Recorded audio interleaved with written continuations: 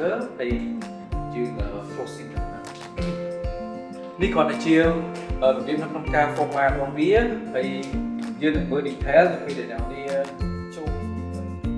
ជំរាបសួរខ្ញុំបាទឈ្មោះសុវណ្ណសុផាន់តារាមកពីខេត្តកណ្ដាលជាអតីតសិស្សវិទ្យាល័យហ៊ុនតាន់ទី5ថ្នោតដែលទទួលបានអាហារូបករណ៍ 100% ពីវិទ្យាស្ថាន CGTI ទៅលើមុខជំនាញ Industrial Engineering ឬក៏វិស្វកម្មឧស្សាហកម្ម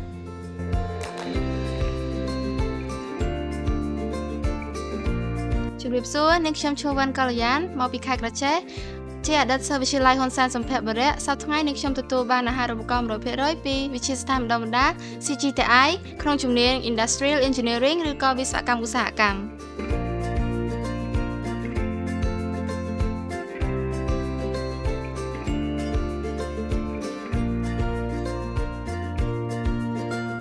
ជំរាបសួរខ្ញុំបាទឈ្មោះសួរសំណាងមកពីខេត្តបន្ទាយមានជ័យជាសិស្សទទួលបានអាហារូបករណ៍ 100% ទៅលើជំនាញ IE នៃវិទ្យាស្ថាន CGTI បន្ទាប់ពីបានបណ្ដុះបណ្ដាលទៅលើមុខជំនាញ CV Writing and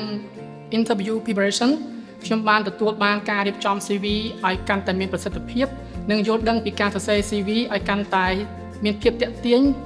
ជាក់ស្ដែងទៅលើការងារដែលយើងបានដាក់ព្រមទាំងចេះប្រើប្រាស់ពាក្យពេចន៍សមរម្យឲ្យកាន់តែមានការទាក់ទាញទៅតាមការងារដែលយើងបានដាក់ជាក់ស្ដែងសម្រាប់បញ្ហាឬក៏ឧបសគ្គក្នុងកន្លងពេលដែលខ្ញុំសិក្សាវគ្គហ្នឹងខ្ញុំមិនហ៊ាននិយាយជាមួយលោកគ្រូអ្នកគ្រូនិងមិត្តភ័ក្តិអីប៉ុន្តែបន្ទាប់ពីបានអនុវត្តជាបន្តព្រមទាំងមានការលើកទឹកចិត្តពីលោកគ្រូអ្នកគ្រូនិងមិត្តភ័ក្តិធ្វើឲ្យខ្ញុំនឹងមានទំនុកចិត្តលើខ្លួនឯងហើយអាចមានទំនាក់ទំនងជាមួយនឹងអ្នកជុំវិញខ្លួនបានច្រើនជាងមុនវិទ្យាស្ថានបានផ្ដល់វគ្គបណ្ដុះបណ្ដាលជាច្រើននៅក្នុងនោះវិទ្យាស្ថានក៏បានផ្ដល់នូវវគ្គបណ្ដុះបណ្ដាលទាក់ទងជាមួយនឹងការសរសេរ CV និងការត្រៀមខ្លួនសម្រាប់ការសម្ភាសន៍ការងារដែលខ្ញុំពីដើមគឺអត់ធ្លាប់មានបទពិសោធន៍ជាមួយនឹងការសម្ភាសន៍ការងារឬក៏ការសរសេរ CV អ្វីឡើយ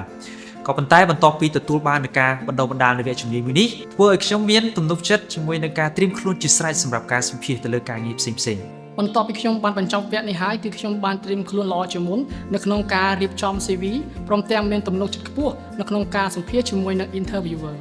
សម្រាប់បងប្អូនដែលកំពុងតែសិក្សានៅថ្នាក់ទី12ឬក៏បានបញ្ចប់ទី12ហើយអាចមកចុះឈ្មោះស្នើសុំអាហារូបករណ៍ពីវិទ្យាស្ថាន CGTI បាន